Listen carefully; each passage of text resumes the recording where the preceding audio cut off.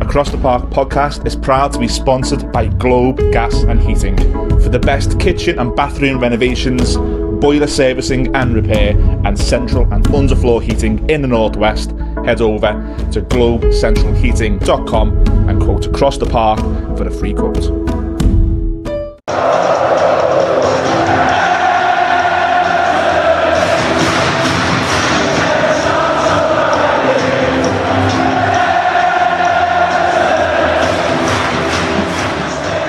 Welcome to Across the Park podcast. My name is, of course, Ian Mills, and we are here at Finch Farm, the training complex for Everton men and women. So happy to be invited back down to interview one of Everton women's new signings. Norway captain, been in the WSL for years, trophy list like that, and she's now a Toffee. Maren Mjelde, thank you so much for the invite to Finch Farm. Thank you for joining us. How are you? Yeah, I'm very good, thank you. How are you? I'm good. I'm really happy to be speaking to you. I've watched you for a while. Yeah. I think you're a top footballer. I'm happy that you're here as an Evertonian. Are you happy to be here? How has it been? I'm very happy to be here. I feel like I'm settling in now. It was a bit chaos in the start. Came last day of January and things were happening really quick. Packed my bag in Norway and ended up here end of January. And now I'm very happy to be here. The girls are great. Everyone's been lovely. So I've been welcomed really good. So. Yeah. Great to hear. We're going to circle back to the Mighty Blues. We're going to talk a bit of Everton and we're going to preview what I think is a big game this Saturday at Walton Hall Park. But I want to talk a bit about you. I know you've spoken to the in-team media, but this is the first fan media. So again, thank you. But you made your professional debut as a 16-year-old girl for Arna Bjorna in 2006. Can you talk a little bit about your journey from a young girl playing football to then your debut as a 16-year-old? Were you always naturally good? Were you a fan? Yeah, I come from a football family. My dad used to play football, but he stopped early because my brother... Yeah, my mom and my dad had my brother quite young, so he had to stop playing football and take care of the family, really. So my brother has been a professional footballer in Norway until 5 years ago. So I've been following in his footsteps and stuff. So been playing football since I was 6 years old. But I've also been playing handball. Okay, popular sport. So I have done both of them, and actually when I was around 14, people said that I should be going for handball and not football. Wow, okay. So I took the decision when I was 16 to go to a handball school instead of football. So everyone was questioning my decision about that, but I was thinking if I can play handball during the day when I'm at school, then I can play football in the evening. So I did that, and I did it for a long time until I was 18. So then I had done my debut for the women's team, Arna Bjorna, at 16. I think I was actually 15. Wow, okay. Exclusive. And then I did my debut for the handball senior team when I was 16. Wow, okay. So I did both of it, but ended up with football, which I'm really happy about. For a little while there, I thought it was going to be handball, but I'm very glad it's football. I'm very glad it was football as well, very glad. And I'm sure a lot of Chelsea supporters are very, very glad as well, and Norwegian international supporters. You've played over in Norway, you've also played in Sweden and Germany. I think over here, I'm quite proud of the big boom period. Every year it gets bigger coverage and better players. Is it like that over in Norway, Sweden, Germany? Is the women's football getting bigger and better? I would say when I went to Germany back in 2013, the German league was probably the best league or the most competitive league. And I'm really glad that I got to experience that. I was in Potsdam, just outside Berlin for 1.5 years. That was the first time I moved away from home as a 23-year-old. So it was tough, but a really good experience for me. And then I went to Sweden for only 6 months to Kopparberg, Göteborg, which is now Häcken. Okay. But then I got a really good offer in Norway. So I was really tempted to go back to Norway, which I did for 2 years. Yeah. and then the offer from Chelsea came. So that was an easy choice. It was, but I had an offer from Bayern Munich and Chelsea at the same time. So I was speaking to both of them, but then I had done Germany. I'd been in Germany playing, and the thought of going to England, I think the whole family was like, you should go to England, just because like my dad has always been following English football, same with my brother, my mom, my younger brother as well. So the thought of playing in England was just really like exciting for the whole family. Of course. I do want to ask you a question about you captain of Norway and how proud you must have been, but I'm guilty of when I think of you, I think of Chelsea, and I think a lot of other supporters maybe think of Chelsea. I've had to write your honours down here. There's 7 league titles, 4 FA Cups, League Cups, a Community Shield. As not a fan of Chelsea, I dreaded playing that Chelsea team. What was it like? From on the outside, that was such a great side to watch. It's been... It was 7.5 really good years. Like you said, we won a lot of trophies, and they still keep on winning trophies. I feel it's in the Chelsea DNA now to go on and win, and I'm really proud to have been a part of it, because I feel like when I came as well, Chelsea hadn't won much, so I was a part of that, I would say, start of an era. And we went on and we won a lot of things together. I've been playing with some amazing players, so I feel lucky that I've done that. It's been a good part of my career, but that's like the past now. And I think when I eventually retire, I would look back and I would be really proud of what I've done. But I'm still hungry for to play more football, to enjoy football, and I'm really doing that here now at Everton, so I'm very happy to be here. That's great to hear. And can I ask a bit of a side question before we move away? You played, and I know you were injured for a while, but you played behind closed doors football when COVID-19 and the lockdown. Was that difficult as a footballer to play with no supporters watching? That was a really weird time. Remember, especially the first part of COVID, where we went into lockdown, and we actually won the league. By average point. We weren't even winning the league at the time, but because of average point, we won the league. So we got told on a Zoom call. Wow. In the morning. I think I was having my breakfast. We were on a Zoom call with the Chelsea staff, all players, and we got told, like, you've won the league. So that was a really weird one to win, but it's a title. We take that, a trophy. So and then just when we went back again after that summer, don't know if it was 2020 maybe, and the season started and there was no one in the stands. Like all the protocols and like the fear of getting COVID, like there was just a really weird time. Of course. And that first Christmas, I think basically all of us got COVID, and London was in lockdown. If you lived in certain areas, you were not allowed to fly out of the country. So that was a weird time, and like all the protocols getting back after I've had COVID, there was things. And then just like the traveling, I remember we traveled to Italy for Champions League, and in Italy where the first COVID came, I think it was in Bergamo or something, where it was really strict, and that's where we actually played Champions League game. So really weird time. And then I also got injured during COVID with my knee. Hadn't been home for over a year, hadn't seen any family, no family could come and visit me. So COVID was lonely. It was a lonely time. It was strange as a supporter, and I wanted to get your perception as a player. I know already from speaking to you, you're a look forward, not a look back person, but I've got to say 178 caps for Norway, the skipper, played in World Cups.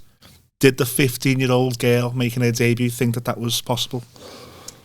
Don't think that I was thinking about that when I was that young. But the older I got and the better I got, then I had people around me saying that I should go for those goals. But I wouldn't say that anyone, especially like family and stuff, they've always just been really supportive. no pressure or anything. As long as I've been enjoying what I've been doing, they've always been there. Like my mom, dad took me to every training sessions, and if I wanted feedback, they would always give me feedback. So, and that's still the thing. Like the first one I would call after a game would be my dad, and then I would have my brother calling me straight away as well. And he was my manager now when I was back in Norway. So I had my brother as a manager for 6 months. You know, me and my brother are really close. I would say we're like best friends. Okay. Same goes with my younger brother, like we're really close. But to work together with your brother, like I think in the beginning people were like, how is this gonna go? But we would never go into a situation like that if we didn't know we could handle it. So I think when I look back at the 6 months I had in Norway now, it's been one of the best, like, I wouldn't say seasons, but he was also a reason why I feel like now I'm back to where I want to be. Nice. And he was a big part of that, giving me confidence, and the joy of football has really come back. And I think, yeah, he is probably one of the biggest reasons why I can still do this and that I'm here right now. I'm glad you're here, and we're going to talk about it now. You were 7.5 years at Chelsea. I watched your goodbye video to Chelsea supporters where you got emotional, and a story as old as time, no matter what sport, no matter what gender, is players go home and they play their final few seasons at home, and that seemed to be what was happening to you. Yeah. And then us Evertonians were really happy to see that you were coming into Everton at the end of January, start of February. Can you talk a little bit about how that happened? Yeah, I think when I did sign for Anna Bjørnar back in last summer, that was probably what everyone was thinking. Oh, now she's done. Like, this is the end of her career.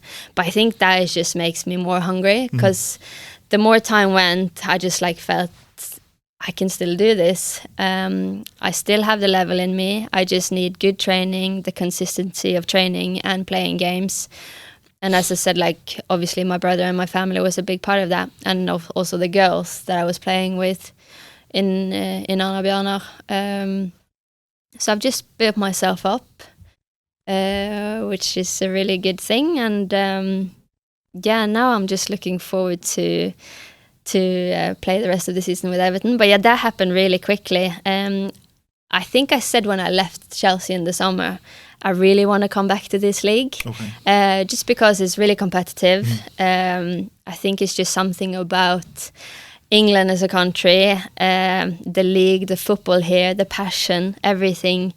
I've been a part of it for 7.5 years, so it's kind of like, it feels like home. And when I got the chance, I had no idea I was going to come here. I felt like I was just waiting for a call the whole of January. I went to training with Anna Bjørnar every day. Went to the gym every day, like waiting for my agent to like call me. She said, we just have to be patient. Maybe something will come. And on the last day, I think, because the deadline day for the women's side was on the 28th or 29th of January. So it was earlier than the men's. And then I remember that Thursday, this was actually a Thursday morning, I went to training. My agent had sent me a message in the morning. She was like, it's not looking, we don't have any offers yet. Went to training. I was just a bit like, do I even want to train today? Like, because now the dream is kind of over. Yeah. I went to training, had an okay training session. I went home. I think I went to the store, bought a salad. I was like, great. Went to sleep, just a nap. And then my agent called me. She was like, what do you think about playing for Everton? I was like, okay, where does this come from? She was like, the manager wants to speak to you. I was like, okay, he can call me. He called me, Brian called me like after 15 minutes, and he was like, I want you to come to Everton. It's like, yeah, I'm coming. So I had booked a trip to London that Thursday evening, actually. So I was going to England anyway, but more for like just a weekend off. Yeah. And flew over to England in the evening. Got a call from Everton again, because then it was like negotiating and stuff to get all the paperwork cleared and ready. And they were like, how soon can you be in Liverpool for? I said, I can come in the morning.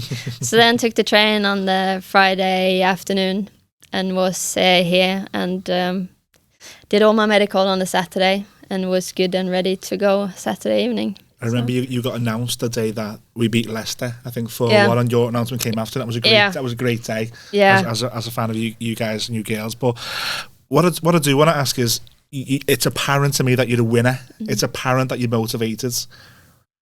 As an Evertonian, the past few years, maybe a lack of investment, and that's now changing. We've got new owners, brand new ground for the men, rumours about what's happening with the women. Is this exciting for you to be part of Everton now? Yeah, it's really exciting. Because I, like, when you don't really know where you're going, and then I end up here, I didn't really know much other than I've played against Everton.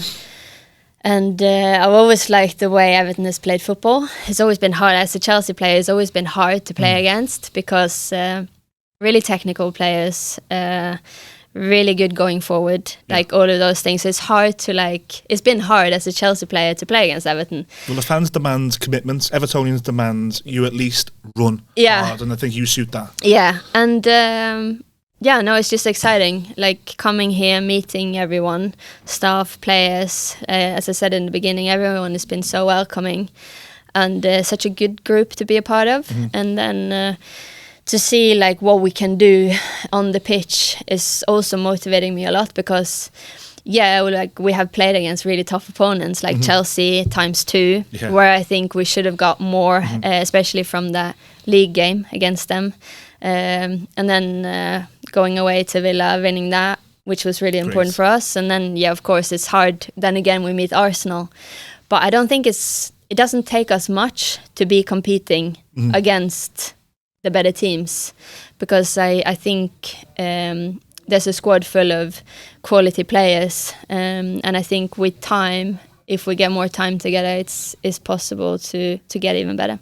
Do you feel like we're on the cusp of maybe, I'm not saying we're going to go and win X, Y and Z, but getting a really good team and run together, because Everton played Manchester City in December. We're now nearly at the end of March, and we've only lost 3 league games, and 2 of those were to Arsenal and Chelsea. Yeah.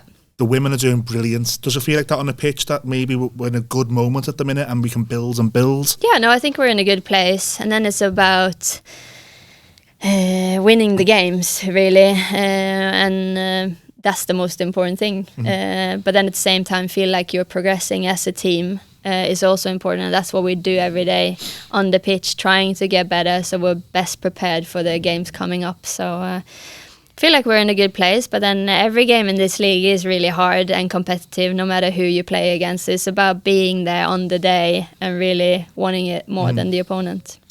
An emotional season for us as fans is because Goodison Park, it's probably the last time that the men will play there, maybe the women. You've played there, albeit not in the Everton blue. You've played there.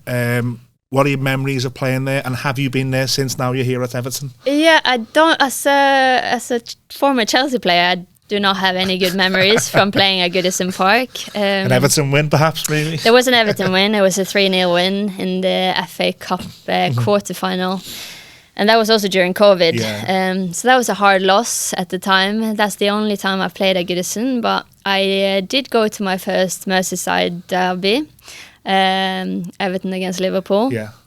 And I must say I was really unlucky, or bad decision from me. I left before I did, because I wanted to get home early and prepared for training the day after. Professional. Trying to be so smart and clever about it. But then I ended up missing out on some extremely good scenes for Everton. Absolutely. Yeah. Chaos. It's a special place, but Walton Hall Park is also a special place. I know you've played there, and we're back again on Saturday to play Crystal Palace. I'm looking up as an Evertonian. I'm looking up at the league table, and our lovable neighbours, Liverpool, are only 5 points away. I want you to claw them back. I want you to leap them. And I think Saturday is a good chance of that, with no disrespect to Palace. I know they've got a great manager, some great players, but are you looking forward to Saturday, Palace at Walton Hall Park? Yeah, I look forward to every game. I really enjoy my time here, and I look forward to every game. And the first game now comes, like, I always think about just that one game. So you were thinking about something else, but to get where you want us to to go, we have to take the first game. Of course. So yeah, no, Crystal Palace, they had a really good result last weekend. My former manager is now their head coach, so I think it's going to be a tough game, because obviously they've gained some confidence from the past experience or the last game against Villa. But we know we are a really good team, in good form. We want to get back up again after the Arsenal defeat. And I know if we turn up and do our best and stay concentrated and focused, then we will do a very good match against Palace. I'm looking forward to it. 2 more questions and then we'll let you go. Thank you so much for your time. But the questions I want to focus on now is Evertonians, the supporters. You knew, but you knew of us. You've been in the opposition. How have you found the relationship with Evertonians as a home player? Because I always think it's more of a connection. Yeah. The players and fans are more as one. Have you found a little bit like that? Yeah, no, my first experience was, of course, the first game away against Chelsea, and a really weird feeling, but I felt the love from both sides.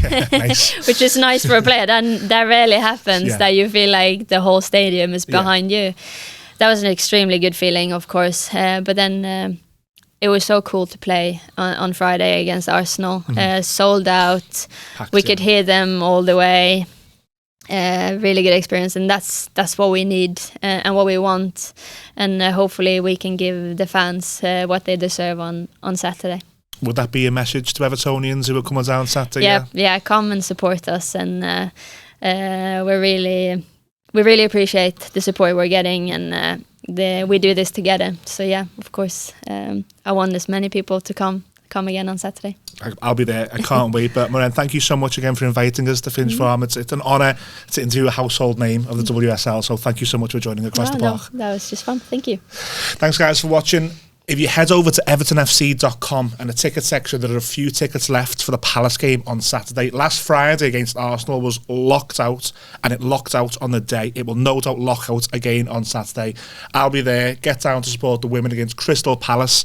This has been one of my favourite podcasts I've done. I'm beaming, as you can see. Thanks so much for Maren. Thanks so much for Everton Football Club for having us down here.